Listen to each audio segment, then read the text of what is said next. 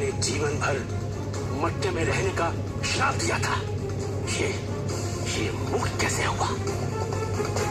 किसने किया है मेरे श्राप को खंडित करने का दुस्साहस?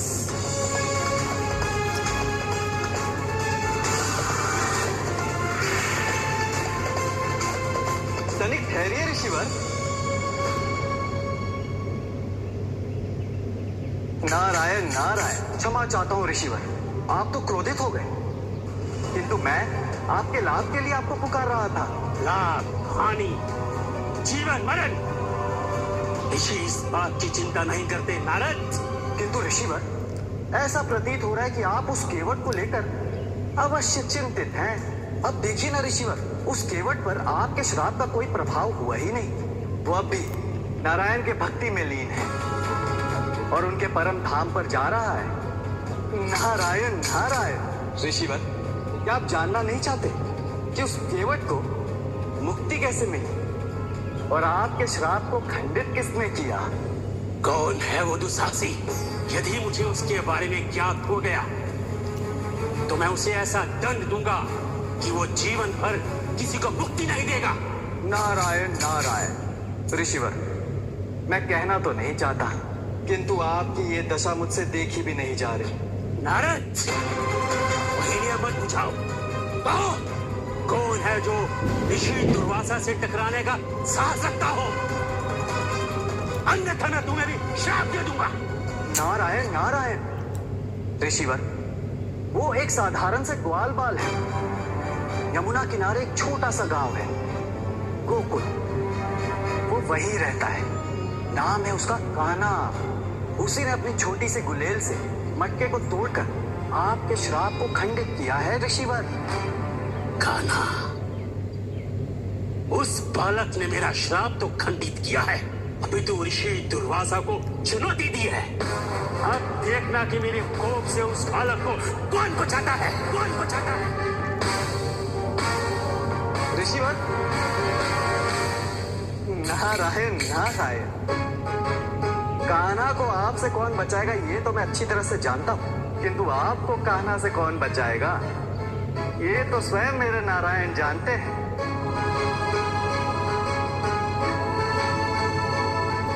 आपने अपने अहंकार से अनेकों प्राणियों को अनेकों बार कष्ट दिया है, किंतु अब समय आ चुका है आपके इस अहंकार के टूटने का। नारायण नारायण। प्रभु, आपके बताए हुए मार्ग पर ऋषि दुर्वासा निकल तो पड़े, किंतु अब भी इनकी सद्बुद्धि आएगी या नहीं? नारायण नारायण।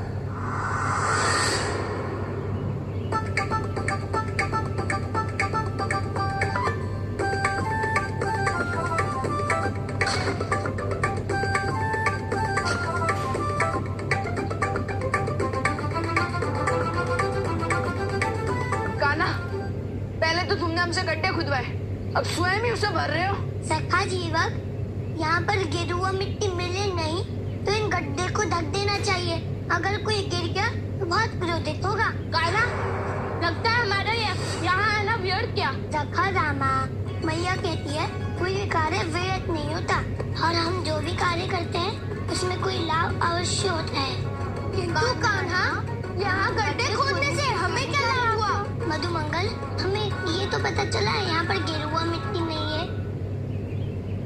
ये है वो कान्हा जिसने मेरे श्राप से उस केवट को मुक्त किया है। लेकिन मैं भी तो देखूं इस बालक में ऐसी कौन सी शक्ति है।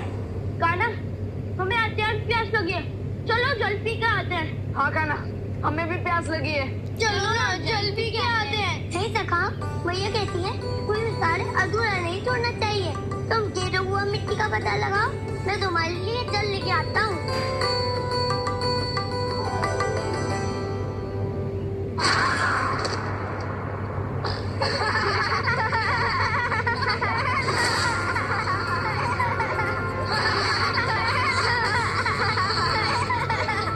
ऋषिवर, आपके इतनी बड़ी बड़ी आंखें हैं और आपको एक गड्ढा भी नहीं दिखा। हाँ ऋषिवर, मैंने तो सुना था कि ऋषि अंतर्यामी भी होते हैं, किंतु आप तो सिर्फ अंतर्मन ही देख सकते हैं, एक गड्ढा नहीं।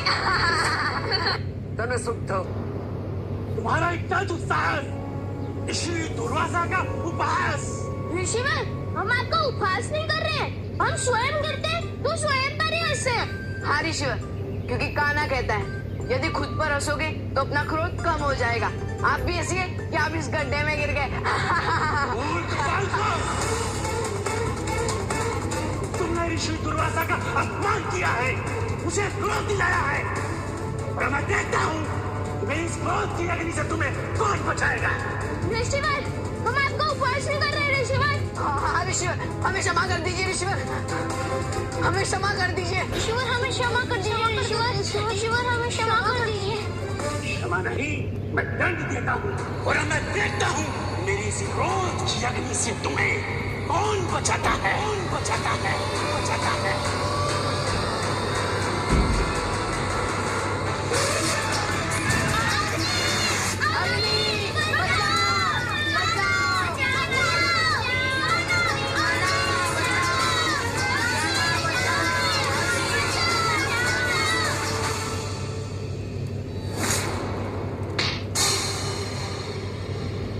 ये वैद्य हमें गोकुल में मिला, दीपावली का उत्सव देखते हुए। यहाँ कोई मर रहा है और आप दीपावली का उत्सव मना रहे हैं। भगवान! क्या भगवान भगवान? ऐसी कौन सी औषधि पिलाई थी इसे कि ये जीवित होते होते पुनः मर गया? भगवान, मैंने तो पहले ही कहा था इनका जीवित बचना असंभव है। सत्य कहते हैं लोग, वैद्यों में तनिक भी संवेदना नहीं होती। आपने सोचा भी है कि अक्रूर की मृत्यु की सूचना पाकर मेरी बहन और जीजाजी पर क्या बीतेगी?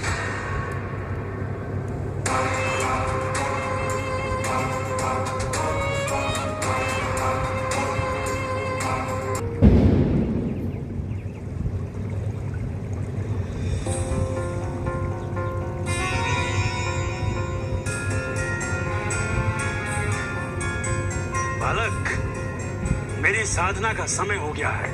ला, ये जल दे। इस जल से मैं अपने चरण पखारूंगा। क्षमा कर दीजिए ऋषिवर, ये जल मैं अपने सखाओं के पीने के लिए लेके जा रहा हूँ। यदि आपको चना नहीं पकाना है तो इसके लिए बड़ी हुई अमुना बैरी कहीं भी पका लीजिए अपना चरण। बाचाल बालक, ये क्या भी है? एक ऋषि की आज्ञा ना मानने का अपराध। नहीं ऋषिवर, मैया कहती है सक्षम होते हुए भी दूसरों के कर्म पे आश्रित रहना सबसे बड़ा अपराध है। आप वही कर रहे हैं ऋषिवर, कर्म ना करने का अपराध। अज्ञानी बालक, तू जानता है कि मैं कौन हूँ? ये तो आप ही नहीं जानते ऋषिवर, मैं कौन हूँ, मैं कौन हूँ।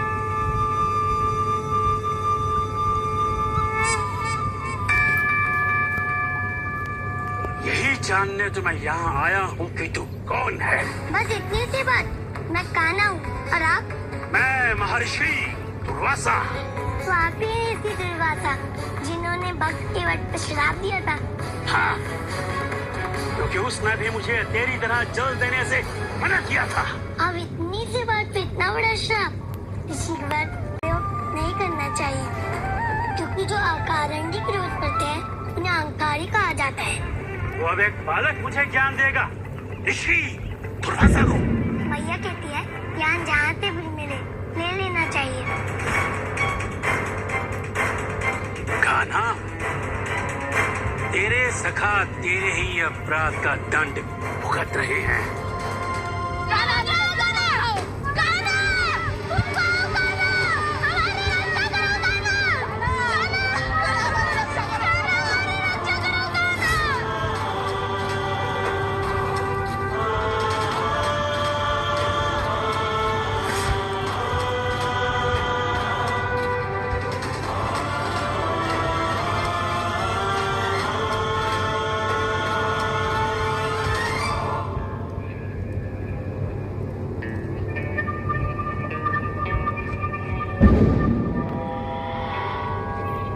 कितना भला मानुष था अक्रूर।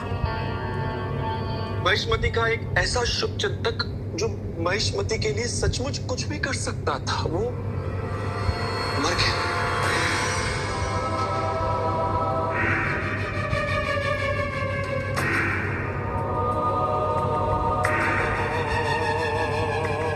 तन शुद्ध कान्हा, हमारा शरीर जल रहा है। कान्हा, हमारी रक्षा करो। कान्हा, ये आदमी हमें जलाकर भस्म कर देगी। काम कितनी इतनी बड़ी आग लगी कैसे? कान्हा, ये ऋषि के श्राप की आग है। कान्हा,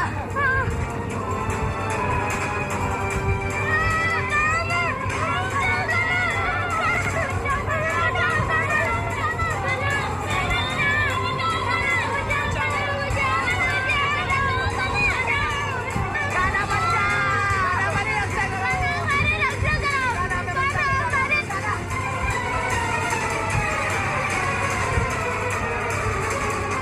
कान्हा, ये वक्त को तो तूने मेरे श्राप से बचा लिया था, किंतु मेरे क्रोध की इस अग्नि से अपने सखा को कैसे बचाओगी? ये आग तो डर से भी नहीं बुझी। अब मैं क्या करूं? कान्हा, हमारी रक्षा करो।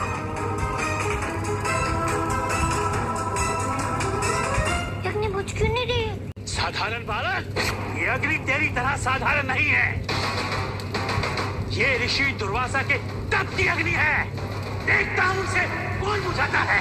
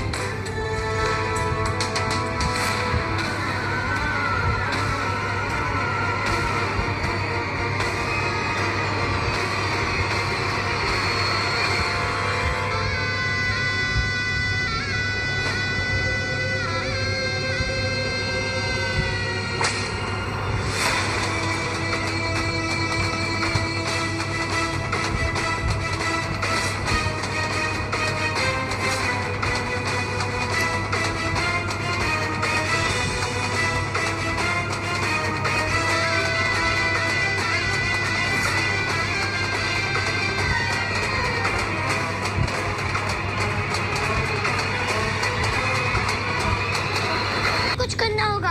मुझे अपनी सखाओं की सहायता करनी होगी। उन्हें बचाना होगा, किंतु कैसे? भैया ने मुझे सब कुछ बताया है, तो अग्नि से बचने का मार्ग भी बताया होगा। मुझे बस ध्यान से सोचना होगा। पुत्र, अग्नि को प्रज्वलित करती है प्राणवायु। यदि प्राणवायु तो शक्तिशाली से शक्तिशाली अग्नि भी बुझ जाती है।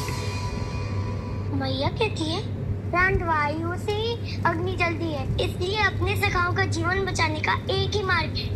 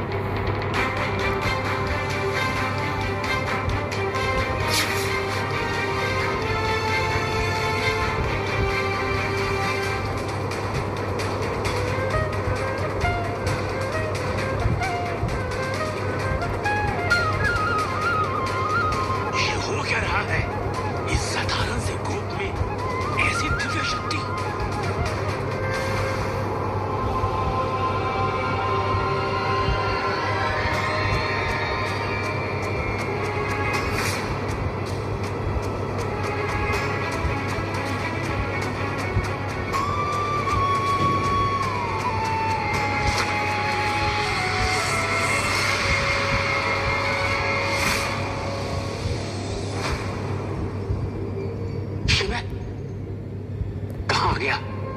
मुझे कुछ दिखाई क्यों नहीं दे रहा? इतना इतना अंधकार क्यों है? तेरी योजना तो असफल हो गई बहना। अब क्या किया जाए इस अक्रूर का? मनुष्य की योजना असफल हो सकती है कंस,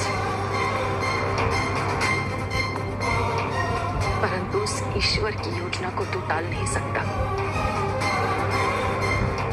तू जितने चाहे प्रयास कर ले, पर सत्य वचन। मैं दुर्वासा हूं, मेरा कोई भी अहित नहीं कर सकता।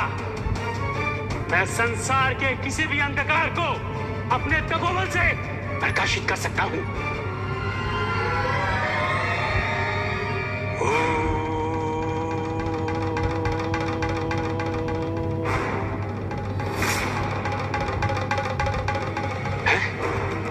यहाँ मेरी शक्तियां कार्य क्यों नहीं कर रही?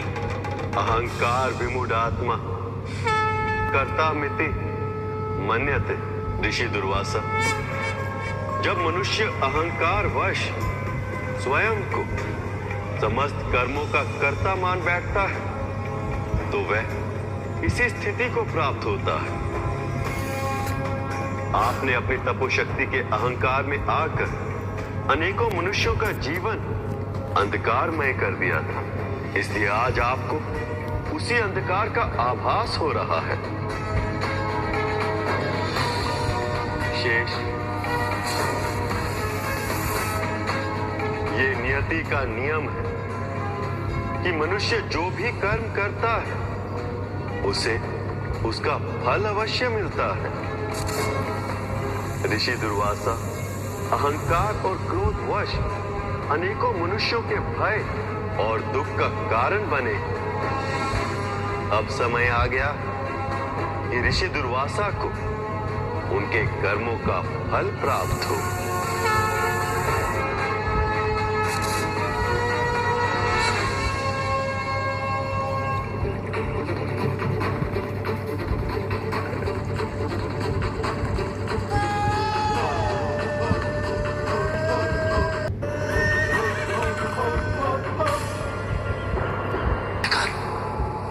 समाप्त क्यों नहीं हो रहा?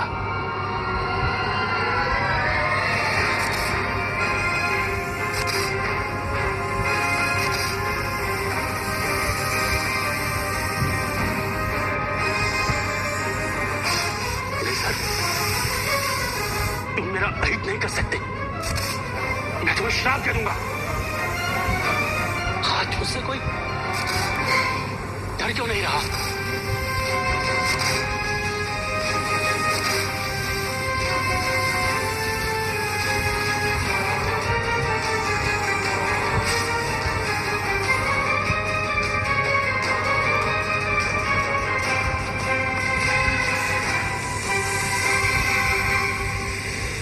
हे प्रभु,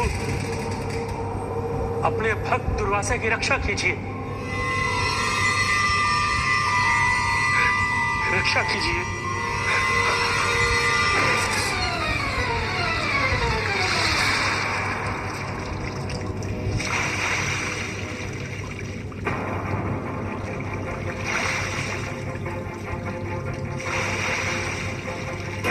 अंधकार, अंतरिक्ष और अब अथाह सागर, ये आज मेरे साथ हो क्या रहा है? मेरे किन कर्मों का फल मुझे प्राप्त हो रहा है?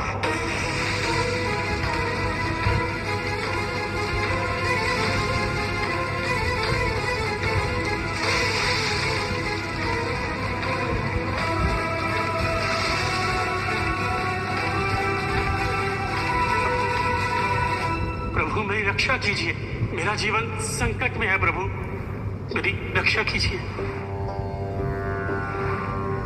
ऋषिवर, आप इससे अपने जीवन रक्षा का आग्रह कर रहे हैं। मैं ना तो किसी के जीवन की रक्षा करता हूं और ना ही किसी को दंड देता हूं। ये आप क्या कह रहे हैं प्रभु? आप तीनों लोगों के स्वामी हैं, जगत पालक हैं, सृष्टि के रक्षक हैं प्रभु। आप सत्य कह रहे हैं देव ऋषि। मैं समस्त सृष्टि का रक्षक हूं, किंतु आपका संकट आपके कर्मों का प्रतिफल है। आपने अकारण ही जिन मनुष्यों को श्राप दिए उनके दुख और त्रास का कारण बने, ये उसी का परिणाम है जो आज आपके सम्मुख खड़ा है और इसे आपको ही भोगना होगा ऋषिवर। मैं समस्त जीवों के कर्मों का साक्षी होता हूं, उनमें कोई व्यवधान उत्पन्न नहीं करता, क्योंकि नियति के अनुसार जो उचित कर्म करता है उसे वैकुंठ का सुख मिलता है और जो अनुचित कर्म करता है उसे आपकी भांति ही दंड भुगतना पड़ता है। इसमें मैं कुछ नहीं कर सकता।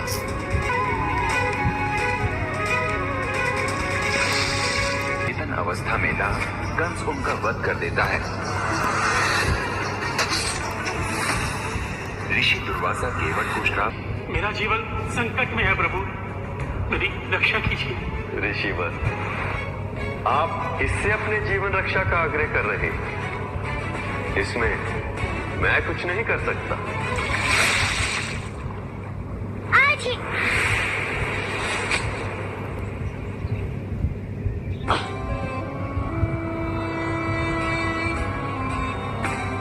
मैया सच कहती थी, अग्नि बुझ गई।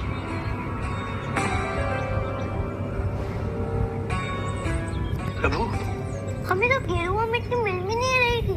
ऋषि दरवाजा गेरुआ मिट्टी में लटपट से चले आ रहे हैं। प्रभु,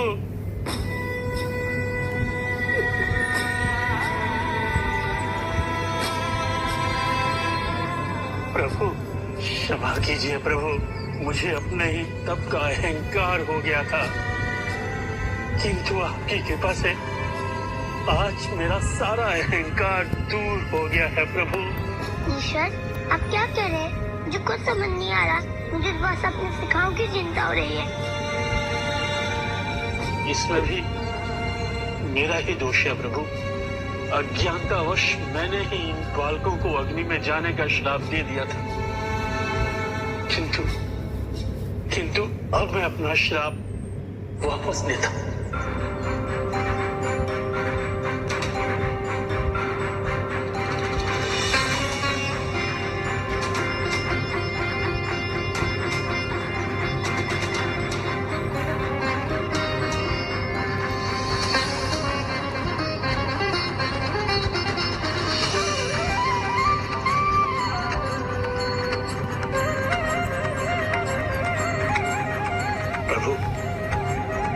अब ये बालक पूर्ण रूप से सुरक्षित है प्रभु। मैं आपको वचन देता हूँ, आज के बाद अकारण ही मैं किसी को श्राप नहीं दूंगा। मुझे क्षमा कर दीजिए प्रभु। ऋषिवर, मैया कहती है जो अपराध स्वीकार कर ले वो अपराधी नहीं रहता। अब आप अपने अहंकार और अपराध से मुक्त हो गए ऋषिवर। काना, सखा, तुम ठीक तो हो ना? काना, कितनी तो तुमने ये अग्नि बुझाई कैसे? सिखाओ, मैंने कुछ नहीं किया। मैंने तो वो किया जो मैया ने कहा था, और अग्नि स्वयं ही बुझ गई। बताओ, उससे भी प्रसन्नता की बात तो ये है कि हमें गेरुआ मिट्टी मिल गई। काना, हमें शीघ्रता करनी चाहिए। गोकुल में सभी गौ पूजा के लिए हमारी प्रतीक्षा कर रहे होंगे। हाँ, चलो चलो चलो, शीघ्रता।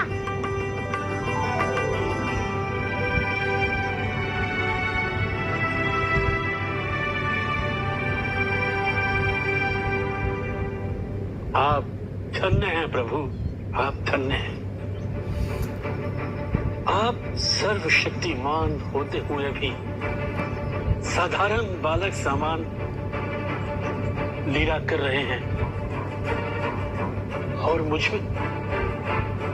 में अपने साधारण से तप बल का भी अभिमान आ गया था। प्रभु, आपने मेरी आंखें खोल दी प्रभु, आपने मेरी आंखें खोल दी।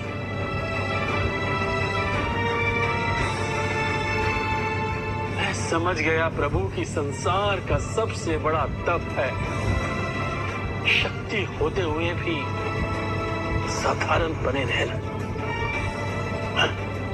मैं समझ गया प्रभु, मैं समझ गया।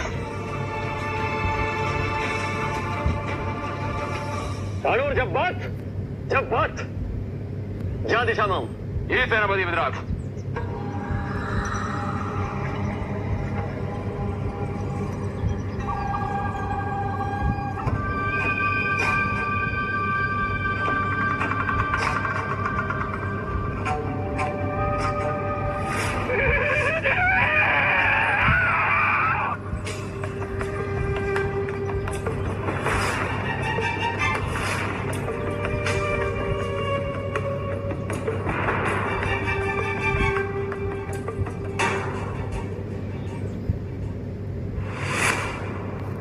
बड़ी भूल हो गई प्रभु। दृष्टि होते हुए भी मैं दृष्टि बाधित रहा। आप गोलोक से गोकुल आ गए और मैं अज्ञानी आपको पहचान ही नहीं पाया।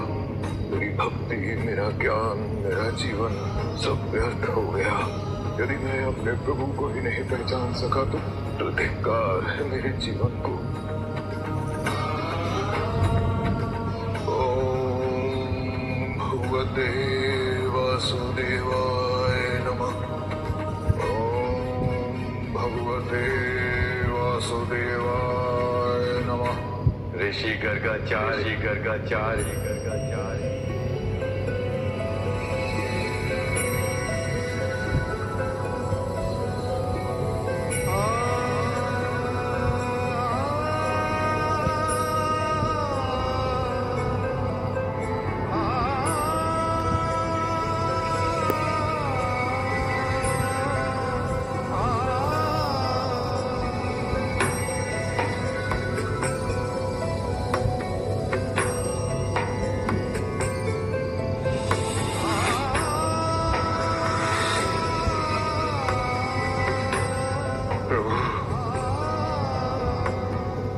मेरे नारायण, कृपा सागर, मुझे क्षमा कर दे। मैं आपके बाल रूप को पहचान नहीं पाया। मेरा जीवन निरर्थक हो गया प्रभु। ऋषिवर, आपका इसमें कोई दोष नहीं है। आपकी भक्ति निर्दोष और परिपूर्ण है। किंतु तब भी परम अवतार श्री कृष्ण को न पहचानने के पीछे नियति का एक गूढ़ उद्देश्य छिपा है। मैं समझा नहीं प्रभु, कैसा उद्देश्य है? ऋषिवर, कृष्ण का जन्म इस संसार में केवल कंस के संहार के लिए नहीं हुआ है, अपितु उनका उद्देश्य अपनी लीलाओं से संसार में व्याप्त कुरीतियों को मिटाना और अप्रासंगिक परंपराओं को बदलकर मानवीय मूल्यों की स्थापना करना भी। किंतु संस्कार की हितकारी ये लीलाएं केवल द्वापर युग तक न रह जाएं। इसलिए आपको नियति की सहायता करनी होगी ऋषिवर। आज्ञा कीजिए प्रभु, मेरे लिए क्या आदेश है?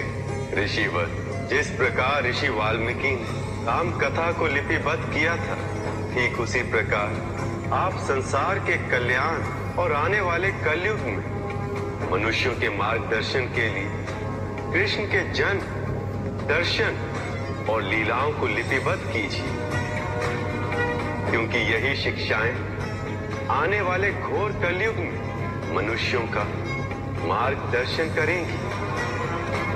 ऋषिवर, अब आपके जन्म का परम उद्देश्य यही होगा।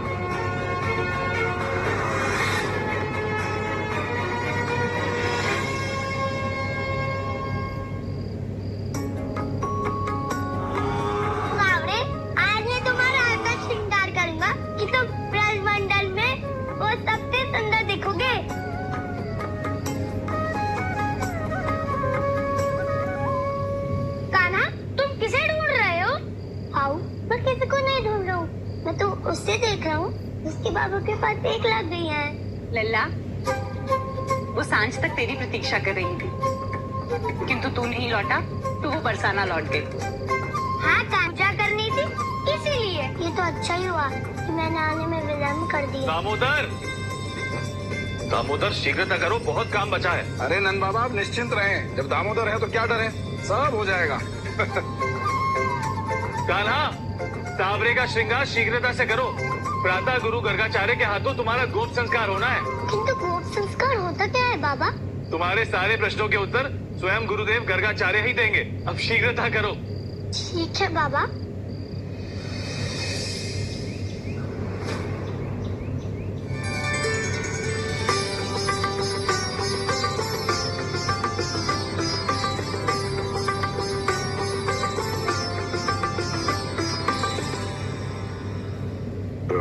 आप तो स्वयं संस्कारों के धाम हैं। सभी सद्गुण, सभी संस्कार आपसे ही उत्पन्न हुए हैं। ये मेरा परम सौभाग्य है प्रभु, जो आज मुझे आपका गोप संस्कार करने का अवसर प्राप्त हो रहा है। संस्कार का अर्थ होता है हमारे चित्त और मन में जो बुरे प्रभाव है उन्हें मिटाकर युगों युगों से चले आ रहे गोपाल संस्कार हमारे जीवन का सबसे महत्वपूर्ण संस्कार है, क्योंकि इस संस्कार के द्वारा हम मनुष्यों के जीवन का पालन करने वाली गौ माता की रक्षा और उसके पालन का व्रत लेते हैं।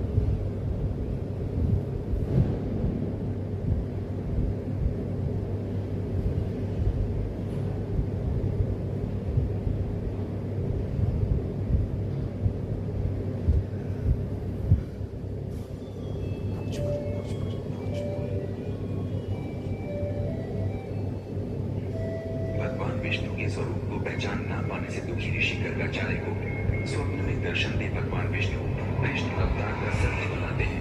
ऋषिवर, कृष्ण का जन्म इस संसार में केवल कंस के संहार के लिए नहीं हुआ,